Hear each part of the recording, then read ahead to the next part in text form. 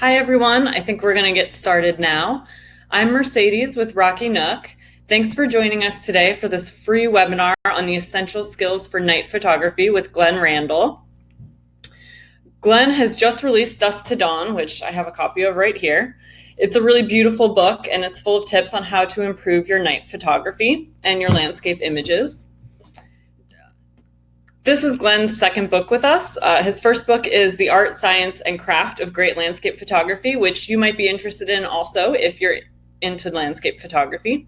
Glenn has been a full-time freelance photographer for 40 years. He's had 1,700 photos published, 83 covers, 10,000 prints, 225 magazine articles, and he's published 12 books in total, 2 with us.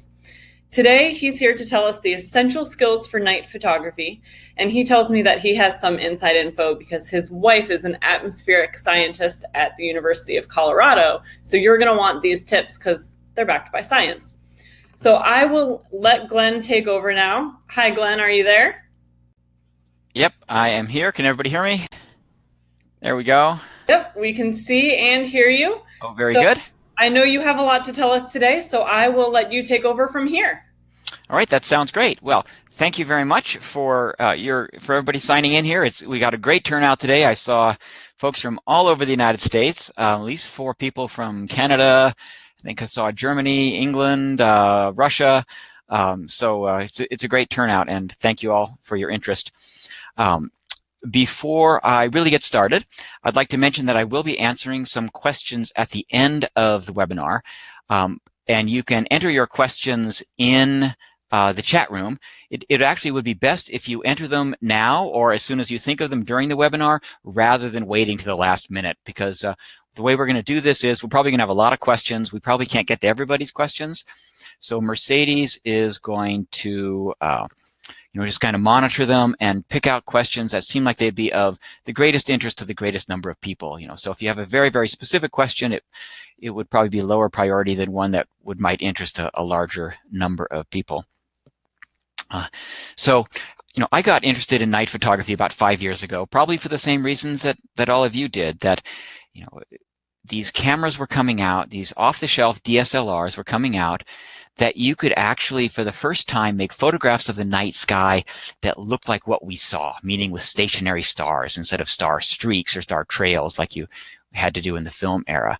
And this was tremendously exciting because it opened up an entire new genre of landscape photography. You could shoot the Milky Way or aurora or meteor showers, things that were basically virtually impossible to shoot in the film era were now feasible with reasonably priced, affordable, accessible equipment. So I dove into it really deeply and eventually wrote this book, Dusk to Dawn, A Guide to Landscape Photography at Night. There's obviously a lot of other books out there on the subject. What I think makes mine distinct is that it is, in my view, the most in-depth book currently available on the subject. So if you want to know not only the hows of night photography, but the whys, why is the sky green at night on a moonless night and things like that, I think you'd find this book worth your time. So the basic structure of this webinar is I'm going to briefly run through kind of an outline of the book, show you a little bit of eye candy, hopefully get you inspired, about the different subjects that you can shoot, based on the techniques in the book. And then we'll dive into the real meat of the webinar, which is Chapter 3, Essential Skills for Night Photography. So these are skills that you'll need regardless of the subject you're shooting, things like focusing at night, composing at night, correct exposure at night, etc. So we'll start with the overall organization. Of course, there's a chapter that's, preparing for night photography, safety at night, things like that. Then there's the next chapter is on tools for night photography, the best cameras, lenses, tripods, accessories that you'll need, intervalometers, headlamps, things like that. Then chapter 3 is essential skills for night photography, focusing at night, composing at night, exposing at night, controlling noise, white balance, holding detail on the land. And now I'm going to turn on screen share so I can show some photos. So we'll turn on screen share, laptop. And let's see here. We'll go to, there we go. All right. So The next 3 chapters of the book are all about shooting the Milky Way. First, planning Milky Way photographs. The best and brightest part of the Milky Way is right here at the galactic center. So there's a lot of discussion of how to use Sun Surveyor and the photographer's ephemeris to plan shots. Where do you go? Which direction do you look? What's the best time of night, best time of year, in order to do single frame shots of the Milky Way, or single camera position shots to be more accurate, when you just want to really focus on that brightest part of the Milky Way in relation to the land. And then there'll also be, there's also a discussion of where do you go, what time of night, what time of year to shoot things like these giant panoramas, like this Milky Way panorama over the Maze District in Canyonlands National Park, or the Milky Way panorama over Fisher Towers. Essentially, the center part of that arch is going to be basically east, and you want to be shooting during the new moon periods in April, May, and June, at least here at the mid-latitudes, say, roughly the latitude of Denver, 40 degrees north latitude. So there's a Milky Way over Goblin Valley in Utah, Milky Way over Mesa Arch, of course, a very famous location. Milky Way over Capitol Peak in the Maroon Bell Snowmass Wilderness. First time I've ever snowshoed in June, and first time I've ever snowshoed in shorts. Milky Way from the summit of Huron Peak, which is a 14,000-foot peak near Leadville. And there's the next chapter then, after the planning chapter, is on how you shoot the Milky Way, both single camera position and panoramas of the Milky Way, like this one over Long's Peak right after an April snowstorm. And then there's a chapter on processing Milky Way images, both single camera position shots, as well as how you put together panoramas like this one. One of the big advantages of shooting panoramas of the Milky Way is enormous resolution. This photograph of the Milky Way over Elephant Canyon in Canyonlands National Park will print 7 feet wide at 240 pixels per inch. So it's an enormous print with very high quality. Milky Way panorama over Turret Arch and South Window. So after discussing the Milky Way in depth, there's a chapter on advanced techniques for night photography. Basically covers 4 major advanced techniques, one of which is light painting. This is a relatively simple shot, just a flat panel LED light with an 85B orange filter there at Delicate Arch. But night photography can also get very complex. This shot actually uses all 4 of the advanced techniques that I discuss. I discuss how to use star tracking devices, which move the camera in time with the stars. So you can get round stars even with long exposures. Another technique is focus stacking to get full depth of field, everything from this branch, which is 5 or 6 feet away from me, all the way out to the skyline, by focusing first at infinity and then focusing on these branches and then on these branches and putting that all together in Photoshop. Another technique is light painting, of course. This was 2 separate lights, one left of camera, one to the right of the camera. And then you can also help reduce noise by using a Photoshop technique called stack mode median. And you can use a related technique to reduce noise in the sky. So this shot uses all 4 of those techniques. This is a bit simpler shot, some light painting, some focus stacking to produce this shot of the sand dunes at Great Sand Dunes National Park. This again is a very complex composition using all 4 of those techniques. So it's a star tracker for the sky, focus stacking to get full depth of field all the way from this structure, this ruin here, this ancestral Puebloan ruin, all the way out to infinity.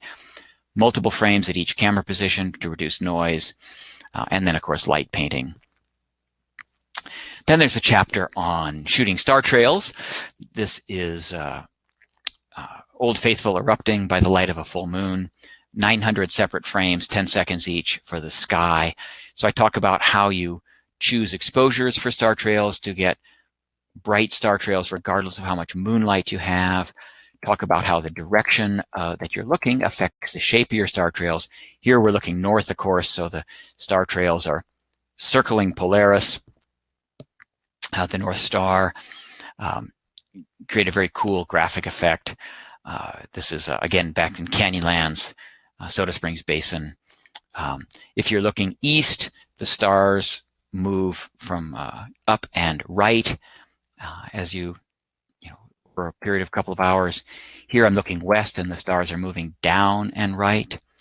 And if you're looking south, you get yet a different pattern where this is the celestial equator, the projection of Earth's equator onto the celestial sphere, and the stars on either side of the celestial equator curve away from the celestial equator. And of course, there's got to be a chapter on shooting the aurora. This is in Tombstone Territorial Park, which is in Yukon Territory north of Dawson City during the biggest huge geomagnetic storm hit, and the auroras were just unbelievable. You don't get that lucky more than once or twice in your entire career. Just these incredible patterns dancing across the sky. A more accessible place to shoot the aurora is here along the haul road from Fairbanks to Prudhoe Bay. This is Sukukpak Mountain, right near a tiny little hamlet of Wiseman, population 10. And if you don't like freezing quite so much, you can go shoot the aurora at near Yellowknife, Northwest Territories of Canada in September when the lakes are not frozen, so you can get some beautiful reflections in the lake, and yet it still gets fully dark. So you can, if you are so fortunate as to get a clear, calm night, you can get some pretty cool images. There's a chapter on shooting meteor showers. How do you put together a composite of the meteor shower of like, say, the Perseid meteors over Snowmass Mountain, which is what we're seeing here. This is the Perseids over the Titan in Fisher Towers. For this image, I used moonlight to light up the land, and then after moonset, when it was dark enough to really see the meteors, I was able to record all these meteors over a period of about 8 hours of shooting. Here's, of course, the Titan again. This time I used an image of the Titan shot about 20 minutes after sunset, so that just that last bit of glow to the west is what's providing the light on the land. So the sky was a bit darker as well, and so you can see a few more meteors. And then the Geminid meteor shower over Long's Peak. So there's a lot of information, not only how to plan this kind of thing, when are the best meteor showers, which direction do you look, how do you capture the largest number of meteors, etc. The chapter on shooting lunar eclipses. Unless you have a telescope, the moon is really too small to be terribly prominent in the frame if you're just trying to fill the frame with one moon.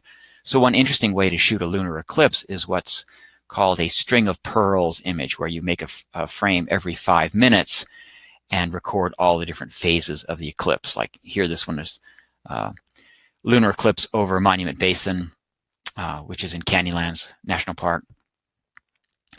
Lunar eclipse over Long's Peak from the summit of Twin Sisters in Rocky Mountain National Park. Lunar eclipse over Great Sand Dunes. This is actually the lunar eclipse that we had just back in January, at least visible from lots of different parts of North America. And the final chapter in the book is about shooting landscapes by the light of the full moon. When we go out walking, on a moonlit night, it's a very different feel from daylight.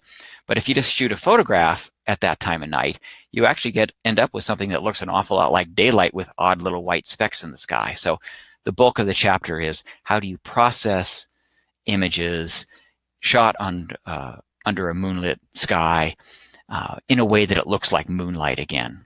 So various techniques for doing that. Here's another shot by the full moon. Here I put a light inside each of those old miners' cabins, to give it a bit of more of a nighttime feel. And then, of course, the really long exposure not only made the stars streak, but also made those clouds streak in a cool way. Hallett Peak in Rocky Mountain National Park by moonlight, Towers, the Titan by moonlight, Wilson Peak, Mount Wilson, Lizard Head, Old Faithful, backlit by the full moon, Castle Geyser, backlit by the full moon. A lot of cool possibilities. All right, let's get down to the kind of the meat of the webinar now. Essential skills for night photography. Obviously, first thing you need to do is you got to make sure it's sharp. Focusing at night. So there are several ways that you cannot focus at night that you should be aware of as pitfalls. One is autofocus is useless. You should just turn it off completely so you don't accidentally trigger it during the night when you cannot hear it or see it change focus. So even if you're using like rear button focus and think, oh, I'll never set the index mark next to the infinity mark. When you're shooting wide open, that's usually not quite at perfectly critical focus. You also cannot focus reliably with most lenses by simply turning the lens to the physical stop. Most modern lenses will actually focus past infinity. Lens designers do this for two reasons. One is to allow you to focus at infinity when it's either very hot or very cold and the lens is either expanded a little bit or contracted a little bit. Second reason is the designers don't want, when you focus, say, at infinity, after you start out focusing at 2 feet away, then you focus at infinity, that lens is turning really fast. Lens designers don't want it to bang into a hard physical stop. So it's almost like there's a little braking zone out there. So the easiest way to focus at night is to cheat and to focus during daylight on something at infinity. Go into your, the menu where you choose your autofocus points and choose just that central autofocus point, just one central autofocus point. Focus at infinity. Go ahead and tape focus at infinity and then turn off autofocus. Then you want to test, with the lens wide open, shoot a test frame of something at infinity to focus in the dark. If the moon is up, sometimes you can autofocus on the moon. Rarely you could autofocus on the lights of a distant city. But most likely, if you have to focus at night, the way to do it is turn on live view, point the camera, basically at a star, at a bright star, or preferably a planet if there is one visible. Set the lens approximately to infinity focus. If you don't do this, the stars may be so out of focus you can't see anything. Then turn on live view and enlarge the image to about 10x and very carefully focus manually on the star. Then again, you want to tape it and test. And when you are testing focus at night, you want to make sure you include a little bit of the skyline. A slightly out of focus star just looks like a slightly larger star, whereas if the skyline is out of focus, it's more obvious. Another clue is when everything is critically sharp, you'll see lots of faint stars around the star that you focused on. If you can't see a lot of faint stars around that star you focused on, you might have missed a little bit. There are some aids out there to focusing at night because it is kind of tricky, particularly if your eyes are 61 years old like mine are. So you can use what's called a Batonov mask, named for the Russian amateur astronomer who invented this. It's basically this pattern on a filter. There are very cheap Batonov masks available on Amazon now. This is a higher end product available from Lonely Spec. Basically what it is you take this filter and you put it in a filter holder in front of your lens and then photograph a star, which has to be centered right in the middle of your field of view. So the way you mount this is, so here's the camera and lens, of course, and then you have to buy an adapter ring with the right thread size for your lens. Then you need a filter holder which attaches to the lens adapter ring, and then you place the filter in the holder with the filter centered very carefully. Then you acquire a star in your viewfinder, and what you'll see is an X and a horizontal line. It can be vertical depending on how the filter is oriented, but this horizontal line will move up and down as you focus the lens. And when that horizontal line is precisely centered on the X, you know you are in absolutely critical focus. This works much better with something like a 35mm f1.4 lens than it does with like a 16-8. So the longer the focal length of lens and the faster the lens, the bigger the diffraction pattern and the brighter the diffraction pattern, so it's easier to see. Then, of course, once you're in critical focus, you tape it, pull the filter out of the holder, put it away. You don't want to photograph through the filter. It's just simply a focusing aid. And then, go ahead and shoot your test frame, confirm that the skyline is indeed critically sharp. Composing at night.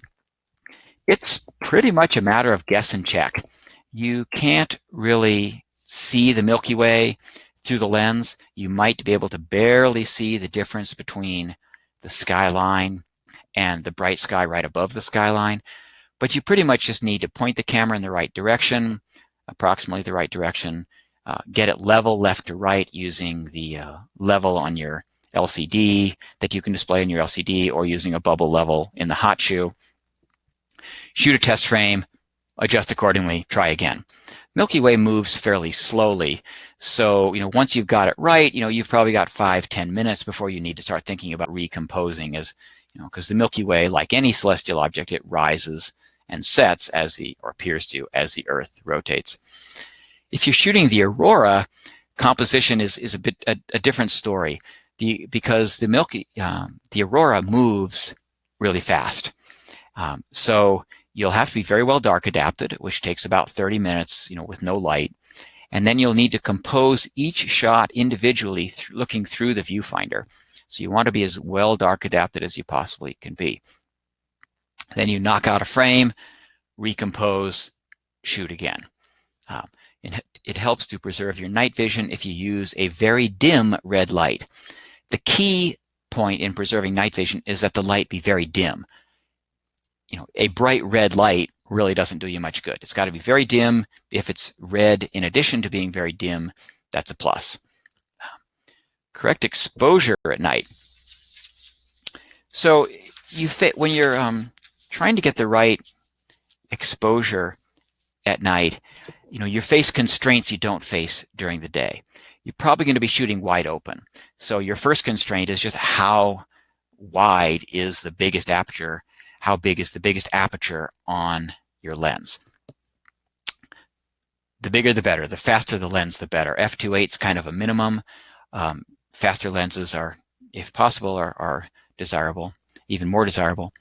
Second constraint is shutter speed.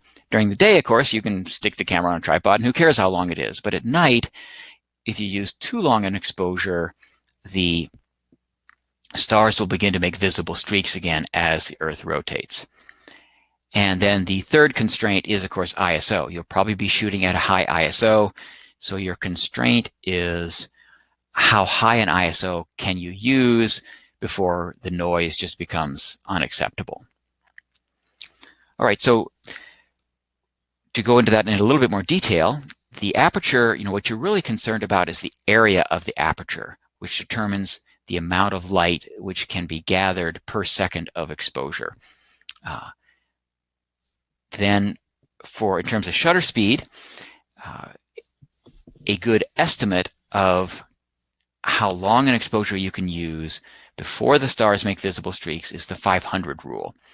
500 rule basically states that you take 500, divide it by the focal length of the lens you're using, and the result is the exposure in terms of seconds that you can use before the stars make really obnoxious streaks.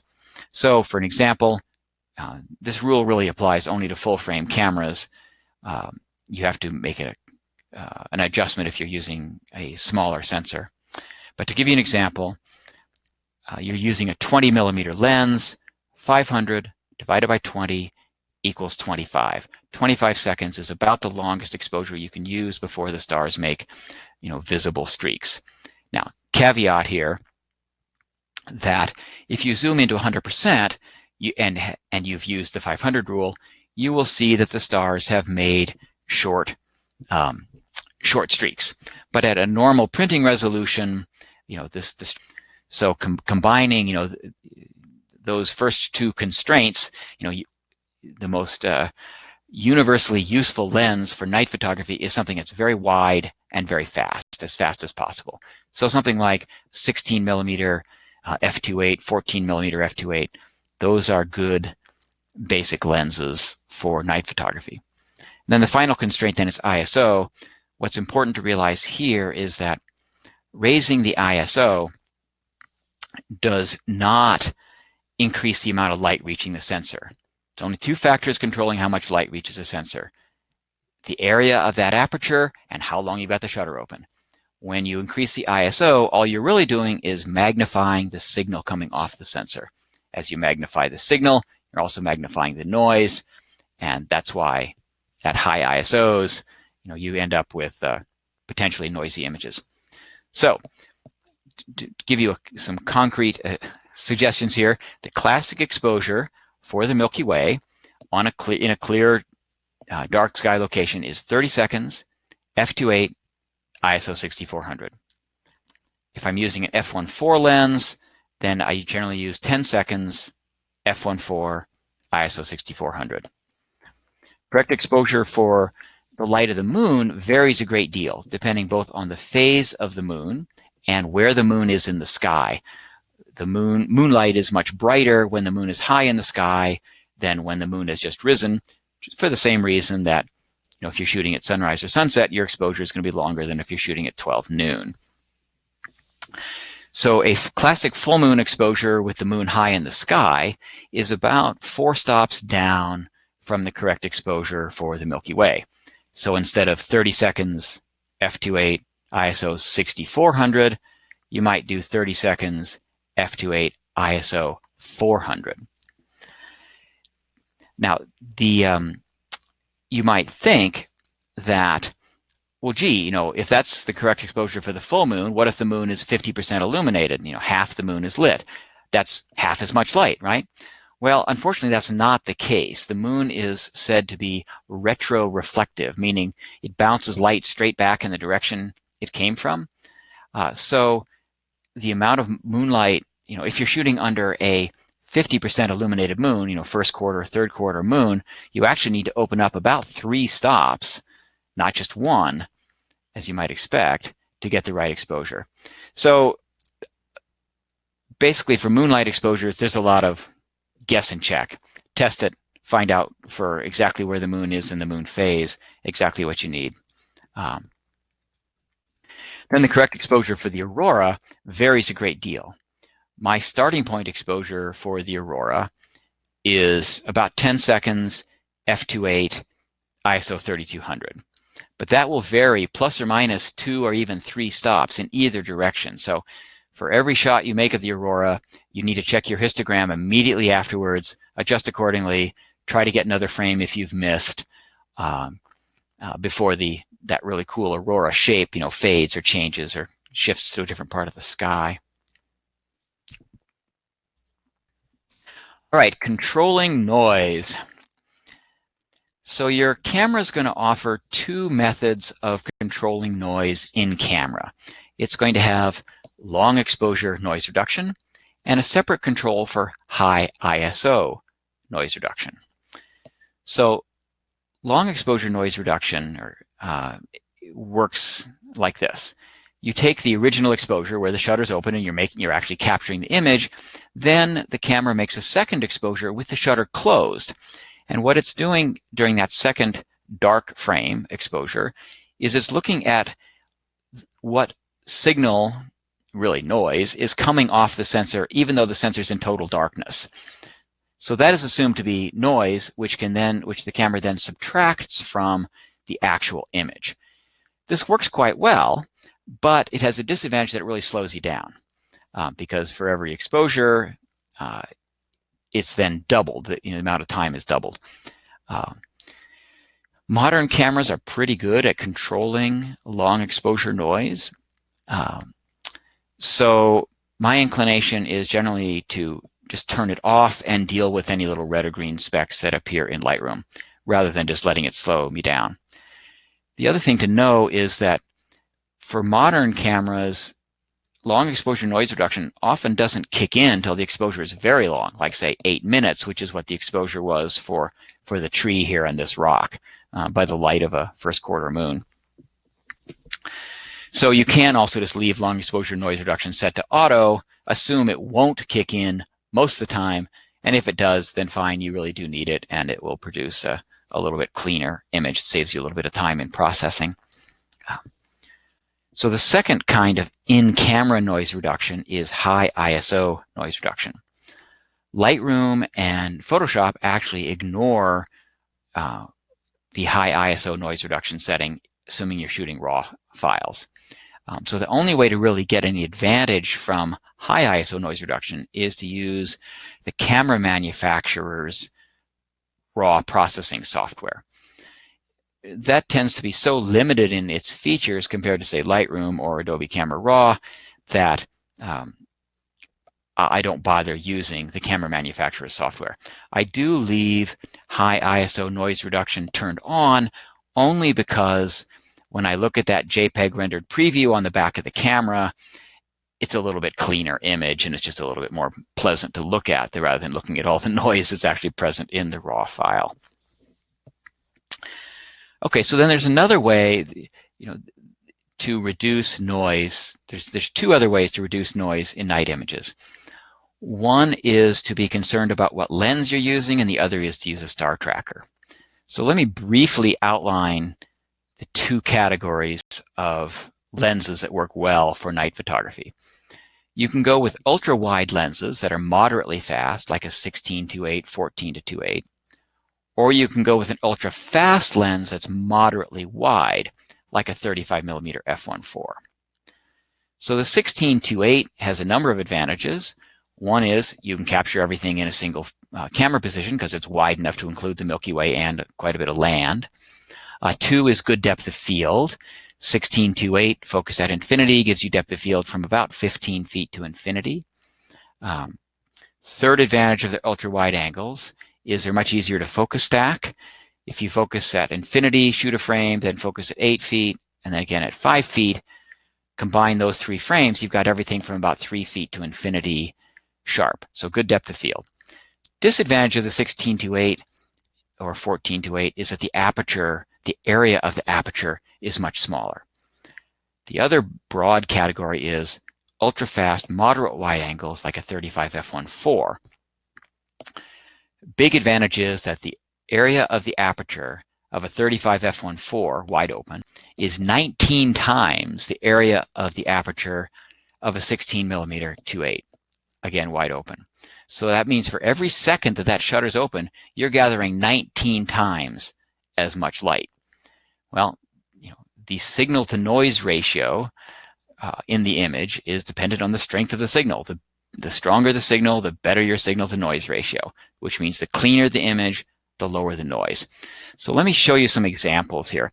This is a single frame shot, 16mm lens, 14 seconds f2.8 ISO 6400. Now this is one stop darker than the classic exposure for the Milky Way because I wanted to use the same length shutter speed with a 35mm lens. This is a stitched array of images. It's actually I shot it with a 35mm lens, and I did 9 frames, 3 rows of 3. Now there's quite a bit of overlap between each frame.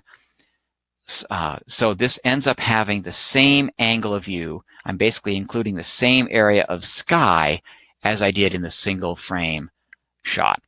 A close comparison of the two images. So if we take these two images,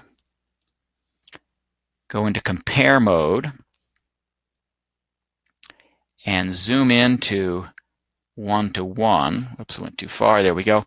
Okay, so now we're looking in the bottom corner of the image. This is the 16mm f2.8 single frame on the left, the stitched 35mm f1.4 on the right. And you can see the top right corner to get a look at that.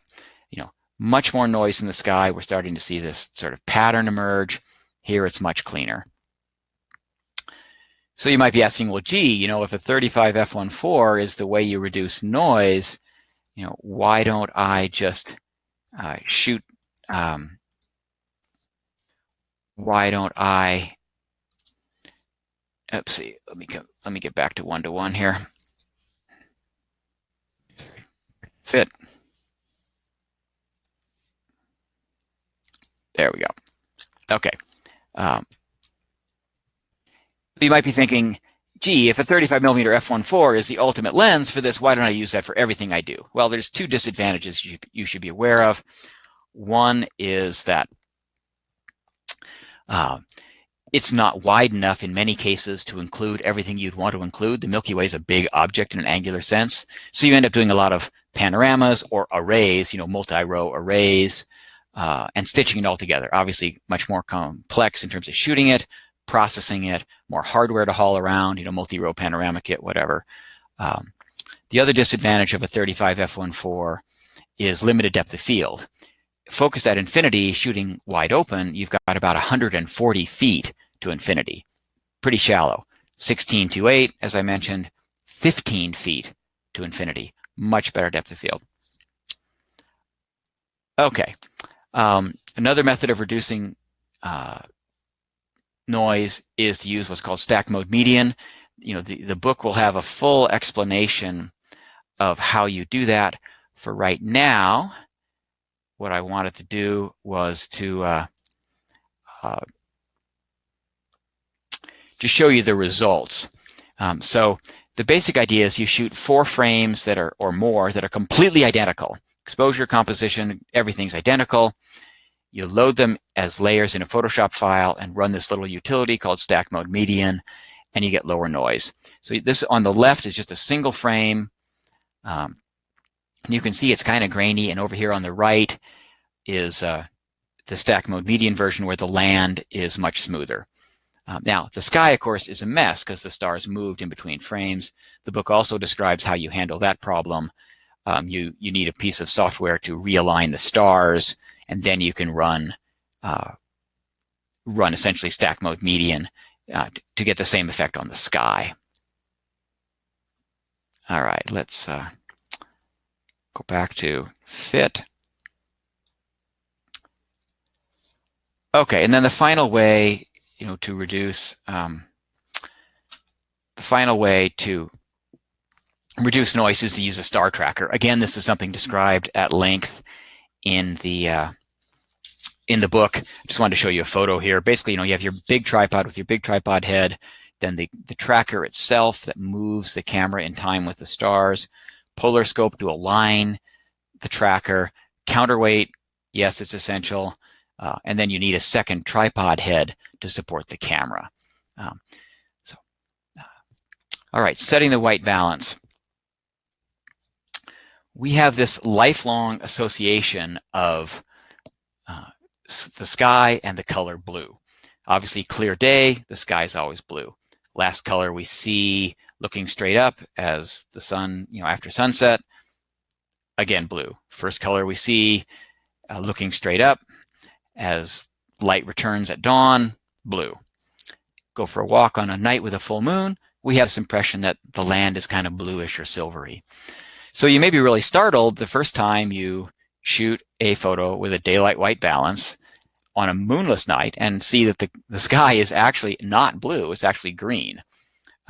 So I recommend using a daylight white balance because when you use a daylight white balance, you're basically telling the camera, record the colors actually present. Don't ditz with the color. Show me what's actually there. Yes, you end up with green. Some people, a few people, choose to say, look, I want to show what's really there in that sense. I want to show, you know, so the sky is green in my Milky Way shots. People like Roger Clark, a professional astronomer and dedicated photographer, have taken that position. The thing is, you can't see those colors at night. So is that really what is authentic? My decision is to shoot with the daylight white balance because that preserves the color of the stars, which I can see. certain stars have a reddish tinge. Arcturus, Aldebaran are reddish. Betelgeuse is reddish. Antares. And then certain other stars have kind of a blue-white tinge. Rigel, Sirius. So I want to preserve the color of the stars because I really can see that. And I want to preserve the color of the Milky Way. So my solution is to shift the color of the sky itself toward blue while preserving the color of the stars. And then the book, of course, describes in great detail how you go about doing that. So bottom line recommendation is start with a daylight-white balance, adjust from there. Okay, so we're kind of getting near the end of my presentation. If you have not yet entered any questions into the chat, now would be a good time to do that. As I mentioned at the beginning, Mercedes will be looking through the questions and sort of picking ones that seem to be of the greatest interest, and then we'll take 10 minutes, 15 minutes or so to answer as many questions as possible. So the final essential skill is holding detail in the land. The sky is always brighter than the land. This is true during the day. It's also true at night. During the day, of course, if the land's a little dark, you just grab that shadow slider in Lightroom and yank it to the right, no problem. You try to do that at night, and you have a very limited range in terms of how much you can brighten the shadows before you get unacceptable noise, color shifts, loss of resolution, etc. So how do you solve this problem? Well, you can just let the land go black to silhouette, but as a general rule, I prefer not to do that. I like to see detail in my land. So one solution is to shoot when the land is snow-covered. There is about a 2-stop difference, typically, between the sky and the land if there's no snow.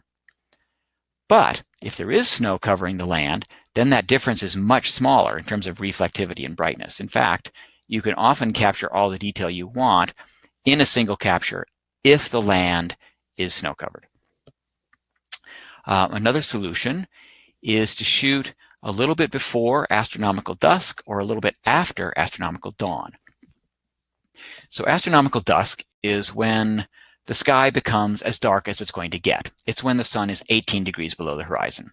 Astronomical dawn is the inverse. The sun is now rising and it's just reached the point where it's 18 degrees below the horizon. So if you shoot, say, 10 minutes before astronomical dusk or 10 minutes after astronomical dawn, which is what I did here, you still got a pretty nice bright Milky Way, but you're starting to get some detail in the land. It's helped, of course, by the fact that we have snow. If you shoot about 20 minutes after astronomical dawn, decent Milky Way, a lot of detail in the land. At 30 minutes after astronomical dawn, the Milky Way is there, but it's not really a shot of the Milky Way anymore. It's pretty well washed out, but you do have great detail in the land. Another possibility is to shoot when you have a little bit of moonlight. If the moon is full, it'll completely wash out the Milky Way and most of the stars. But if the moon is, say, only 15 to 30% illuminated, you can get nice detail in the land, which is what you're seeing here. This is a shot of the Geminids over Turret Arch. But I included it because the moon was about 15% illuminated. And with the correct exposure for the sky, I got some nice, rich detail in the land. I've even got some shadows, creating texture, the illusion of volume, etc. And then ultimately, though, if you really want detail in the land, excuse me, you need to do one exposure for the land and one exposure for the sky. Normally, the difference in exposure will be about 2 stops. So this is my good land exposure. Obviously, the sky is hopeless, the stars are streaked, and the sky is way blown out. But we do have some detail in the land. Here is the good sky exposure. So this was 30 seconds, f2.8, ISO 6400. This one was 2 minutes, f2.8, ISO 6400. So the book, of course, includes details on how you put those 2 frames together. This is a Photoshop procedure. The book includes both a pretty straightforward, simple way to do this, as well as describing, really complex situations, like you have a tree projecting up against the sky and you have to select this tree, that kind of thing, which is, quite an elaborate procedure. All right, well, that is all that I wanted to show you today. So I am going to turn off screen share and come back on screen here.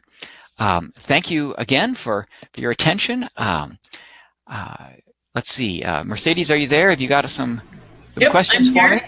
I All do right. have some questions. Fire away. I'll start with kind of a generic one. What I noticed, a lot of people asking about specific gear. So do you address that in the book, specific gear? Why don't you talk a little bit about that?